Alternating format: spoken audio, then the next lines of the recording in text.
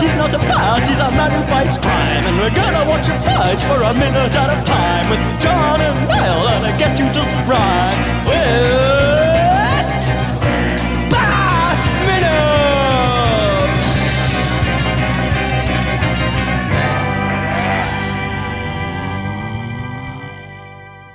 Attention, citizens of fair Gotham, and welcome once again to Bat Minute Forever, the show that is the solution for tired ears. I am one of your hosts, John Parker. Oh, and here's a co-host in your eye. It's Niall McGowan. Ow, that sounds painful. Yeah, for both of us. Ooh, I'm going to have to use the old OcuWash. That's Bat Minute Forever, sponsored by OcuWash. That's why I'm a glasses wearer, but I can never wear contacts because I'm not putting stuff in my eye. You crazy? So no, I've tried and it's horrible. Even OcuWash seems much for me. It's I don't know. You're just spraying liquid into your eye. That seems like that could go wrong. We'll get to that. We are though joined once again by our very, very special guests. We have Jonathan and Tabitha, the Carlisles. Hello. Hi. And I am crazy and put lenses in my eyes. I once tried for about an hour, right? Because I wanted to do this martial arts class, and I was like, right, okay, I'm going to have to get contacts because my glasses will get smashed. So I was in the optician there for about an hour trying to put them in, and I couldn't do it. My eyes were streaming liquid all over the place. I'm just like, They're getting them out as well. And then you always hear people people who fall asleep with their contacts and they wake up and their eyes are all painful. It's like, why would you take the risk? I don't understand the mentality behind contact lenses. Yeah, someone at my work has lost the use of one of her eyes because there was something wrong with the contact lens. Oh boy! Oh goodness! She went blind in one eye, and she had to have an eye patch on for a while. So she blinged it up, and she had one with little diamantes on it. This is the next Facebook video that Tabitha does. Mysterious pair of glasses on her face at all times. Well, she's having a corneal transplant recently, but she won't see out of it again. It does it helps in some way. I don't know. It's not sensitive or something. But don't let that put anyone off. This was a freak occurrence. You just remembered our OcuWash sponsorship there, John. By all means, stick whatever you want in your eye. It's perfectly fine. Definitely liquids. Pour all the liquids in your eye. It's definitely important to not wear your contacts all the time. Yeah, well, she did. Take a break and wear your glasses. This is the weird thing. She would wear glasses most of the time, and this is one of the few occasions she wore the contacts, and completely screwed up her eye because there was something wrong with it. So she's suing the company and things. It's complicated. But we won't go into that because I'm sure that we're not allowed to talk about that. It's during the middle of the court case, piece of evidence B, the Bat Minute podcast, where your friend John Parker said this.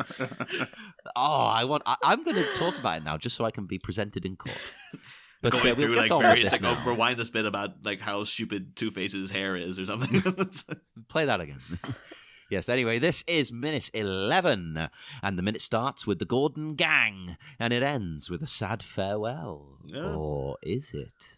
There's one point in this when, because we do get the brief shot of Chase Meridian coming in, desperate for another glance at those bat buns. As those nips as well. I suppose maybe when you can't help it, oh yeah, Batman, it's friggin' rippling bod, tight ass, nipples on the Tuesday. So it's all molded rubber though, I've been thinking she gets in bed with Bruce Wayne and just under the shirt there's this sort of very flabby, unimpressive chest. And she's like, oh, where the hell's where's the abs? Where's the nipples? It's all molded plastic, baby. Oh yeah. I was just gonna say her obsession with him was so odd that because I'd only seen this movie once, back in the 90s, so I didn't remember exactly what was going to happen. And with her obsession, I was actually wondering if she was kind of going to turn villainous. Her obsession is that odd. That was the thing. In previous weeks, I've actually said that would have been a much better turn for Chase Meridian if she was a the Bond Batman villain, or the Batman version of Harley Quinn. She becomes she themes herself around Batman because she's obsessively in love with him and stuff, or she goes like a Hugo Strange direction where she figures that out. She's so obsessed she figures out who Batman is and then like wants to, I don't know, like become him or be in him or whatever she needs to be. Like, but Well, even if she's planted by like Two-Face or something, even that typical storyline we've seen a million times, it would be more interesting if she's like undercover working for Two-Face. Like, I'm going to get close to the Bat. Yeah. But even that would be better than what you get, which is basically just, I want Batman, I'm going to get him. It's all to do like in at this moment in the DB commentary as well. Because I don't know if you guys know that Joel Schumacher is, but he's like one of the few openly gay directors in Hollywood. But the amount of times he kind of seems to be like not perving on Nicole Kidman, but he's constantly talking about how beautiful she is to the point where it's like if this commentary was recorded like today, you'd be like, cut it all. That you can't have that, Joe. Oh God! Because at one point he's talking about like. Warner Brothers did not want to cast Nicole Kidman because they did not feel that she was attractive enough. They have since changed their minds about that. Oh, no, that's pretty crazy because she is considered, beautiful. Oh yeah. And then at this point, he's just talking about like, oh, it was great to work in a fantasy world. And as Nicole Kidman comes into the shot, he's like, I'm sure many people have had fantasies about Nicole Kidman from time to time. And then he follows up going, and Val Kilmer as well, I'm sure, and kind of laughs. And it's like, Joel, get your head out of your pants, man. I know you got your 200,000 people record to keep. Unless he's just like, I've been with both of them. Like, or maybe these are the two that got away. He's like, I really wanted to sleep with these two. There's been people like, Joel, did you also sleep with Nicole Kidman? It's just like, I've had many, many partners in my bed. If a woman was to slip in there at one point, there'd be no way to tell. Yeah, I get the impression. He doesn't care. He's probably, he goes both ways, I imagine.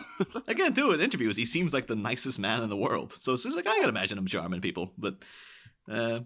Maybe not 200,000 people, but hey, this movie made still questioning $700 million or whatever. So like, hey, he charmed all those people. I'm questioning that figure. I don't think that works out. Sorry, Joel. Yeah. I mean, what it was, because it's in written text. If you saw him deliver the line, it might be clear that he's like exaggerating for comic effect. Yeah. But the reporter seems to be taking it at face value and presents it as such. So we are to believe that Joel Schumacher has had sex with 200,000 people. Oh my word. You would think he would be like the most gorgeous man in the world, but I mean, he's just like, he's fine, I guess. Maybe he just had Chris O'Donnell there as his wingman. He was just like... That's what it is. Chris O'Donnell was doing all the work, and then it was just like, hey, Joel Schumacher's behind him going like, yep, I'm also here. Back in the actual minute, though, right? Gordon and co, they all come in, and Gordon calls the security guard young man, which was incredibly bizarre. How old is he supposed to be? The young man.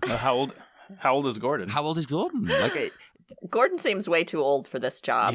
Yeah. He should be at least just behind a desk. He shouldn't be hitting the streets. That's the thing. Maybe that is why the Gotham City PD is so ineffective. Is like the commissioner is way past retirement age. Like, yeah. Plus, does the commissioner go out to things like this? Oh, well, I guess maybe if he's planning to meet Batman, he's like, oh, I'm the kind of the envoy between the two worlds, so I guess I gotta be there. But yeah, but I mean, maybe to like a hostage crisis like this, maybe. But he seems to turn up to everything that happens in Gotham. Maybe he's just got that Captain Kirk mentality. Like, of course I'm going to show up to the middle of the action, even though the captain of the ship should stay on the ship and stuff. Yeah, not only the captain going away on the away missions, but it's the captain, the first officer, often then the doctor and Scotty will sometimes attend, and he's in charge of like the engines and everything. So it is literally every major officer of the ship is just going off on a mission. So young man, this I still can't get my head around this. Surely there's only a few years between the two.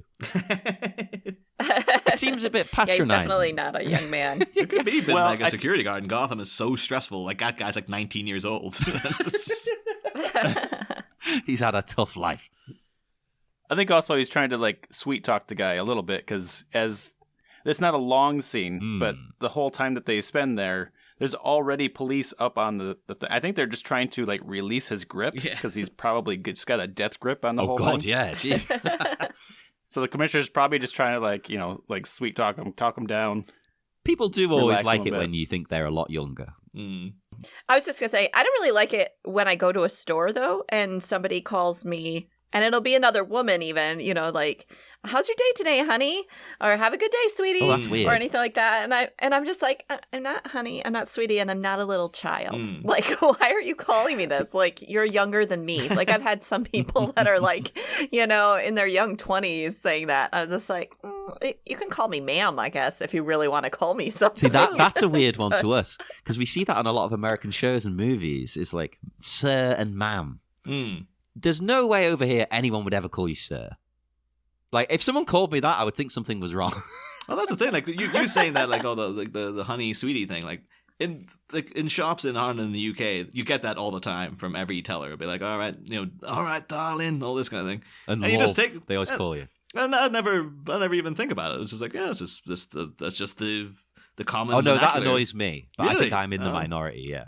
All right, but then if someone were to call me sir, I'd be like, what? Like, oh, this is very formal. But that's the thing. Even I've seen in American TV shows where like the neighbor kids, like even like Dennis the Menace and stuff, where like he refers to his neighbor as Mr. Wilson. Yeah. Whereas when I was growing up, it's like one of the neighbors was like my neighbor's dad was Enda Gallon. I never called him Mr. Gallon. It was always just, hey, it's Enda. And then I would never. And now it's gotten weird because when you graduate from school, the people you used to call sir and stuff in school, that was common there. But now when you meet them when you're an adult and you have to call them by their actual name, that's very strange as well. It's just Yeah, no, I don't know. I think it is. It's common. Well, we don't really have knighting over here, so calling someone sir isn't like some actual official level, I guess. I suppose it could be something to do with that, maybe. Yeah. I've never thought about that. We tend not to be very formal, though, as well. I don't know. Everyone's very casual with each other in a weird way. Especially if you're friends. If you're friends with someone, you insult them. It's the English way of doing things. Like, no, you'll have to beep this out, but, you'll be like, all right. Yes. And particularly, too, living in Liverpool, like, everybody is just mate. They go like, all right, mate, say mate. No matter what level of seniority, no matter what level of familiarity, everybody's just mate. It's just like, it's just the way it is. And I don't know. It's a weird cultural divide between the UK and America that maybe hasn't been examined as much, maybe. I do quite like Maybe. the difference, though. I mean, it would freak me out here, but if I was in America and someone said sir or something, I'd be like, oh, that's quite nice. That's very different. I was trying to think if we have a word that would be the equivalent to like mate or whatever. Like, I don't know. Guys. Hey, you guys. Oh yeah, I say it guys all the time. Pal I don't know if Joey. Pal? Yeah? I don't know. What do you... Lately, I hear a lot of American people saying folks. I don't know if that's like... Folks. Yeah, it seems to be No, a lot of people who are like gender non-conforming and non-binary and things. It seems to be like, that's the neutral term instead of guys. Let's go with folks. That is what every true. time I have to write a message to people I know of are of both genders or more. I always do, but like folks. Just that's you're covering your bases then if you say folks. Yeah. Yeah, folks is one. I don't know, with my friend, I guess we use the word pal. I'm like, hey pal, how's it going? That's just the silly thing we do. That works. I'm just like, you're not my pal, buddy. You're not my buddy guy. Well, that's Canada. Completely different. Then in Liverpool, of course, we've got the legendary lad. Oh, yeah. All right, lad. And then that gets deformed into lid sometimes. Oh my God, this is bizarre. The countries are weird. Language is weird. But within Batman Forever, we'll be remiss if it didn't mention this part. Because I've mentioned, several times throughout that, like, lines cut from the original VHS release. At this point in the film, there's a line that people who probably haven't even seen Batman Forever are familiar with that's not in the finished film at any point. If you were around in the 90s and you have seen any of the merchandising for this, if you saw like the trailers the TV spots, particularly in the Hold Me, Thrill Me, Kiss Me, Kill Me video, which I've been rewatching lots of. It's a friggin' brilliant video. But there, of course, was supposed to be a scene, or Two-Face looking down now going, if the bat wants to play, we'll play. And they used it everywhere. Like, it was constantly... I remember that, yeah. Yeah, that's supposed to be at this moment now. After the cut from Chase Meridian, that's where that would be. And I have no idea when they cut it. Because it was like, it's iconic. Like, it's a thing I always associate with this movie that's not in the movie. Like, it's crazy. And it's a great line, well delivered. Yeah, it used to be when you played the reprehensible Batman Forever video game and you pressed play, it would have a soundbite of Tommy Lee Jones going, if the bat wants to play, we'll play. Oh, that's a genius use of it in a video game. Yeah, maybe they were just sick of it. They were like, they keep using this line. Cut it out of the whole movie. Let's just forget it ever happened. It did get me thinking about, there's a bunch of like, particularly in more recent years, of like, scenes that are like you get excited for seeing in a trailer that just aren't in the movie. Like Rogue One being the main offender. Of like, I still think like, that shot of Jyn Erso approaching that button and a TIE fighter coming up, like that's not in the movie. But like, when I saw that in the trailer, I was like, ooh, what's gonna happen there? Yeah, that would have been cool. I mean, I love the finished product, but it was a bit. That was the only thing. It was jarring to me. I was like, wait a minute, isn't there supposed to be a TIE fighter? Yeah. That was that whole line of like, this is a rebellion, is it? I rebel. It's like, no, that was terrible. That's a cheesy line, but it's just like, it seemed like, iconic. Get it in the movie. It's like, maybe they knew. They're like, oh no, that's terrible. Get that out of there. Nothing could live up, of course, to what is she proposing? Oh yeah. I enjoyed the fact that you clearly stepped back from the microphone to get the appropriate effect there. You have to. But I remember even like in that was in Iron Man 2, one of the major, like they kept showing the scene of Pepper Potts kissing Tony's helmet, not that way, and then throwing it out of a plane, and him going, "You complete me," and jumping after. Not in the movie. It's like those on all the merchandising and stuff. Well, and there you go. Batman Forever started it. Yeah, but I don't know. But even back, like remember back in the Empire Strikes Back trailer, it had 3PO tearing the warning sticker off the door where all the Wampas were and stuff. Oh yeah. No, that's not in the movie. It's like, I don't know. It just seems like sometimes there is a kind of like, well, at what point does this get to false advertising? Because it's like, I remember writing a letter of complaint, not a letter, an email, and not to anyone who could have done anything, but into like a movie magazine when Paranormal Activity 3 came out, because I went to see it and I was like, that was all right, but the trailer was a completely different movie. Like it was as if they went and shot a bunch of footage just for a trailer, enticed you into seeing it. And then it was just like, that's not what you're going to watch, though. At some point, it's going to be like, well, how much can you get away with? Like, you can That's just a fair question. Because at some point, it just becomes like, you are not delivering the product that is promised. But I was expecting to see the aftermath of Jyn Erso versus a TIE fighter, and I never will, because unless they do a friggin' original, Gareth Edwards cut or whatever, we may never find out what the hell was supposed to happen there. But alas, it's the early Pixar promos used to do a good job of where they actually would just make a completely different scene that's basically just, okay, we're going to make the trailer so the audience will get an idea of the characters and kind of what it's about. That's cool. But you're not getting any spoilers because it's not actually the movie. That's You're much, just much better. A different scene. Mm-hmm. Because now I'm trying to avoid trailers sometimes because I just don't want spoilers. I remember when the trailer for Thor Ragnarok came out and it looked so good, and I really like the movie, but yeah, I was just like, I liked it and it was so funny and I laughed a lot, but seeing the trailer several times beforehand, it just like took some of the punch out of those funny moments. This is that bit from the trailer. Yeah, like what you would have thought if you went into just a Thor movie and then all of a sudden Hulk just showed up in it and you didn't know from the advertisements that the Hulk was going to be in it. Right. That scene would have been like, holy Hulk's here. But that was one of the main points they sold the movie on. It was just like, hey, look at this one scene between him meeting the Hulk. I'm like, oh man, you should have kept that under your hat. You already had me at Thor. I know. What do you want from me? Because honestly for me, and I know they have to capture more people than just me, but all they have to do is say, there's going to be a new Thor movie. and I will be there. There's going to be a new Star Wars Yeah. movie, and I'll be there. There's going to be a new, what? I don't need to see I'm like, trailers okay, I'll for go. I don't. I'm going to go. Honestly, those little shorts that they made with Thor, I forget what the name of it was, but where Thor was like living in the house with this normal guy. Oh yeah. Oh, yeah, I remember. Like those could have been like the Pixar promos where they just released those as the trailer, and they'll be like, "Oh, I'm on board," Yeah. because those are hilarious. That'll be Right, that's really true. cool. Yeah. So Chase heads over to the hole in the wall, but she's much more interested in I just what's really wanted to be above. like, oh, she's going to get out some money. She's going to the hole in the wall. The hole in the wall, yes. No, she's much more interested in what's above, which is Batman clinging to Two-Face's helicopter via grappling hook. So I decided to, yet again, do some weird research. Is this possible? Can you hang from a helicopter like this and not sort of damage the helicopter? Don't and want things like to spoilers for your point, John. You can if you're Batman. that? You can if you're Batman. You can. Or if you're Tom Cruise. Right. Well, because in the last Mission Impossible movie, what does that Fallout? Yep.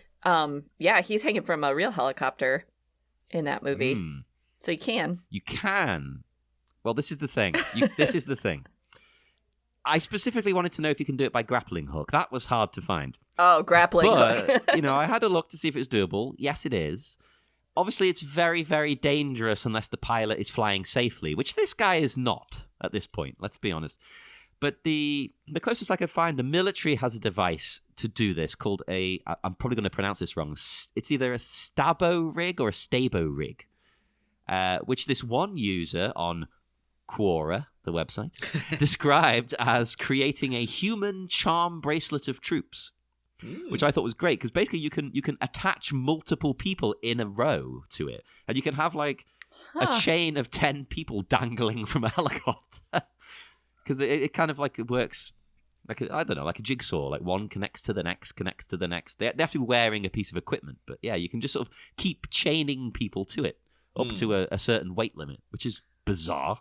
I'm surprised I'm not trying to Yeah. have that as like a touristy thing or like like the I think it's What- dangerous now. even things like water skiing and stuff must be pretty dangerous. But it's like, oh, people do that. It's like you can dangle off a rope on a helicopter if you're attached to this harness thing. It's like, I don't imagine people going for that. You can pretend you're Batman. You just made me feel so awesome that I grew up water skiing, and that's like on a danger level with like hanging from a helicopter. I feel really cool right now. All of these terrify me. Just the concept of them. But did you water ski into a giant neon sign? Of course. I did not. Is there any other way to do it? Now, I guess I'm wondering what is the question about how. Are you wondering if the flying the helicopter is affected by someone hanging off of it, or I wondered if the just- person hanging off it would cause a problem for the helicopter if it's not a specific, like those things they have to rescue people from the ocean. If it's not that thing, can you attach something else to it and hang off it and it not screw the helicopter up? Which it doesn't. I mean, they picked this helicopter to haul the vault, so I'm assuming that the helicopter can handle the weight, and Batman doesn't weigh as much as the vault. No, but that's crazy in itself. Hanging a vault off a helicopter. Those things are not light. But No, but they've got like heavy duty hauling helicopters. I know, but I don't know all the it doesn't models look of them, like but- one to me, but I don't know for sure. I couldn't find out what helicopter it is. I've seen helicopters that can carry like all kinds of crazy pieces of equipment. But this kind of just looks like a normal one you'd see. I think in the scripts they refer to it as like a Black Hawk helicopter. So I guess That that doesn't look like a Black Hawk, unless I'm going crazy. I don't know. I couldn't tell you from sight of like whether it's a Black Hawk or not. But I would assume with Black Hawk's like, well, it's a military issue, so maybe you could hoist a vault. Let's see. Black Hawk helicopter. Let's have a look. Is it going to Quora? Can a Black Hawk helicopter hoist an acid-filled vault? Let me see. Oh, you know what? It might be. It might just be in the grandeur of Gotham. It looks smaller than it is. Because this military one I'm looking at here, it looks a bit longer, but it could just be like the perspective we're seeing this one from. I think it might be. That's the thing, though, in talking about the grandeur of Gotham. I will say that this, as an action sequence, this must be much more dynamic than anything we've seen in the previous two movies. Like, this helicopter zipping around through the city and Batman dangling off it. Like, we're used to, like, the hero turn. He can blow up stuff and drive through things and punch people with one arm kind of Batman. Yeah. But this actual, like, the helicopter zipping throughout the city and him, properly dangling off it is like this. And it still looks, there's one shot of Batman where it's very clearly a guy on a soundstage and stuff. But beyond that, I think this still really stands up as like, I'm immersed in this as a sequence. As like, they did a great job with this, I feel. Even though it's CGI, but it's 1995 CGI. But for 1995 CGI, it's pretty good. I like the long shots. And I like how actually, whether it's CGI or whatever they did, I think that the weight of Batman swinging actually looks pretty natural. Yeah. But then, that one shot of just Batman hanging is like, that's 60s Batman all the way. It's like they had to throw it in there. It is definitely very, very 60s. I'll give it that. Like the bottom of the chain is obviously anchored down, so he's only swinging so far. It's like, that's terrible. The way his cape is flying behind him. Well, even like the delivery of Two-Face's lines is very 60s villainous of like, this'll fix him. Like, that's the thing that a campy 60s villain would say rather than one of your more refined, when I say realistic. You can't imagine Heath Ledger's Joker going, this'll fix him. But, maybe you could. I don't know. Maybe I'm overestimating. It's all in the delivery. Heath could pull it off with a specific delivery, I think. He has some cheesy lines in that movie, but they come across creepy. I would love to see Joaquin Phoenix's Joker in this situation, just to see how that would translate at all. My God. A very, very different movie. But should mention, in terms of like, referenced in the last minute, I was like, the influence of The Dark Knight Returns. This shot, though, of Batman dangling off Two-Face's helicopter is, of course, directly from The Dark Knight Returns. Like, people know that classic tome. The whole comeback of Batman is based around the reemergence of Two-Face and stuff. And one point he is taken off in a helicopter, and Batman is dangling off it on a rope. So that's where that came from. Also, it could partially be based on the cover of, I love the title of this, Once Beaten, Twice Sly. It was Batman 314 from August 79. And it's just got, Batman hanging off a helicopter while Two-Face is taunting him. And he's flipping the coin out the helicopter door, which seems a bit dangerous, considering it's like, you're just going to drop that with like all the wind and stuff. But although talking about, friggin' deleted scenes and stuff, again, in the Hold Me, Kiss Me, Thrill Me, Kill Me, U2 video, which again, absolutely love. But that does have a shot of like, it has a bit of Two-Face's coin flipping, and then a shot of Harvey Dent on the helicopter grabbing it midair. And kind of, it looks a lot more somber and like, sinister than he does in the finished film. And that was obviously done for some form of deleted scene, or maybe they're just like, it'll be a good shot for the promos, Tommy, just do this and stuff. But it's another, that whole video is just rife with things that just aren't in the movie. We'll probably end up talking about it quite a bit, which I'm happy about because I think it's a cool video. But we could do a special on the video. Yeah, because we can't really talk about the song properly until like the end credits when it actually plays. So that's like 100-odd episodes away. All the famous songs of this movie don't come till the end. Wonderful. No, there's definitely one that I love. The whole Riddler. His little house area. That is good. The Flaming Lips song. Yeah. Oh, that's yes. I don't know if well, again, we'll talk about that when we get to it. It's like, why wasn't this a spin-off single then? Yeah, it's bizarre. Something I didn't find bizarre, though, was, we get, as you said, we get loads of shots of Gotham here, great shots. And it's nice to see that despite the changes, they still love giant statues for some reason. Oh, yeah. Insanely, like, the statues just looming over you for no reason. It's great. The thing in the background is it's a giant grotesque. Yeah, and it's like, what possible purpose could that serve? Like to look cool. Yeah, it does look. It looks so scary as well. It's almost like maybe that's when was it Sid the Gargoyle? Wasn't it the one from the first movie? When when the Joker took that down with him in tribute, they made this giant memorial gargoyle for him, or it's grotesque as we covered. Yes, get it right. It's grotesque. And I love the OcuWash sign that we've mentioned before. Look, tired eyes, use OcuWash. And the design of it and the color scheme, it really reminded me of in the game BioShock, especially the original BioShock. The advertisements you see for this, I can't remember what they're called now. The power-ups that you get to give you the superpowers. Oh yeah, that you have to. You can shoot crows at people. Yeah. And it's the way they're advertised is exactly like this. It looks like this. It's got the same font, the same color scheme, everything. Well, that's the thing though. Like, in the original Bachelor draft, like the OcuWash thing works great for me. It's like, oh, flying through that one big sign, fine, that's great. But in the original version of this, I'm assuming like so many sequences, like in the original Sam Hamm draft of Batman 1, there was the whole business of like during the Batwings attack, there was like, the entire street was supposed to collapse on top of a subway train and stuff. And you could see the producers going, no, you're going to cut that straight out. That's going to cost way too much money. But there's the original Bachelor draft of Batman Forever goes a little more elaborate with this, and not in a good way.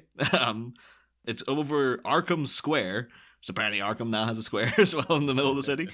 But it mentions, so the helicopter roars into view. First it drags Batman down a long line of cars stalled in traffic, bouncing him, smashing against windshield after windshield. Batman still hangs on. The helicopter turns a wide circle around Arkham Square, whirling Batman into a series of animated billboards. First, at one corner of the square, a happy little girl, animated, bounces her pigtailed head back and forth as she blows 20 bubbles, or 20-inch bubbles, sorry. Not 20-inch bubbles, 20-feet bubbles. Oh my goodness, sorry, I misread the dash. I'm doing friggin' Angelica Houston in Spinal Tap here. Oh, yes. But immediately across the street, a sophisticated society babe drags leisurely on a cigarette, emitting perfectly formed smoke rings. The chopper swings Batman through a smoke ring. Batman starts coughing. But no, that's very Adam West to me. Only to find himself inhaling soap bubbles as he's jerked right into the huge bubble, which pops all over him. And it's just like, no. And then, next, an enormous coffee pot, 30 feet high, pouring continuously recycled coffee into an equally huge coffee cup below. The helicopter spins on its axis quickly, sending Batman through the stream of pouring coffee. Batman is drenched, but he hangs on. He keeps climbing through a huge Energizer rabbit as he bangs on a drum. Oh, bloody hell. What? The chopper zooms across the square. Another huge ad pops straight ahead. This time, it's a 40-foot-long hot dog, moving repeatedly in and out of the mouth of a grotesquely huge, automated, freckle-faced kid who bites down on the hot dog each time it approaches. And then for Batman's POV of the mouth, looming open as the helicopter maneuvers trickly above, Batman swings straight into the mouth. The automated kid's mouth closes in on the hot dog and on Batman. Suddenly, wham! Batman's feet kick the kid's two front teeth straight out. He lands on a huge billboard where a 3D bouncing basketball advertises Nikes. Of course, Nikes being the preferred shoe of Batman from the previous two films. Batman jumps on a ball and zooms forward. And as the helicopter lifts away, Batman is pulled free. And of course, then he manages to get back on the helicopter after that. But you can imagine, though, when that was delivered to, even Akiva Goldsman, he was probably told, like, dial things that look expensive way back. And that would be the first one to go in my mind. Because, like, one, it's very, very stupid. Two, it's way too catchy. And three, it sounds like it would cost a fortune to make, and it would be a nightmare to film. They were really married to this idea of a mouth, though, because the Goldsman draft has that sign with the mouth, basically. Because that one has a sign, and it's described this way. It says, "This time, a tremendous set of clacking teeth turn yellow to white each time the cap lifts off a giant tube of toothpaste." Yeah. And basically, it's the same. It almost chomps Batman as they fly through the mouth. So they really wanted that idea. And as cool as this is, the helicopter smashing through, it's a real downgrade, isn't it? It's like, oh, the helicopter just goes through some glass. Like they wanted some crazy set piece, and in the end, they got like, I don't know, just like a minor inconvenience to Batman. Imagine it now. There's like, there's other signs, like a giant neon cactus, and Batman gets all neon prickles stuck to his suit. And oh, it's a big can of shaving foam. It's like, oh Christ, now he's covered in shaving foam. Oh, that'd be amazing. It sounds like a Robot Chicken version of the 60s Batman or It something. does. Yeah. It's insane. But I mean, as you mentioned earlier as well, with the OcuWash, why would you put stuff in your eyes? When I was watching it, I did think to myself, like, who gets tired and thinks, like, I really need to wash my eyeballs out. yeah. Well, are you guys familiar with the dry eyes commercials with Ben Stein No, from the 90s? no. I know who Ben Stein is, but I don't know. I don't know those adverts. Dry eyes. Yeah. He's like super boring. So, What about is it the same thing? Clear eyes, I think, is what it was Oh, selling. clear eyes. Yeah. He had all kinds of long run. Yeah, you of could Clear Eyes YouTube it. commercials. I'm sure you'd find Ben Stein's Clear Eyes commercials. Is it basically And the he same does his- product then? Yeah. Oh.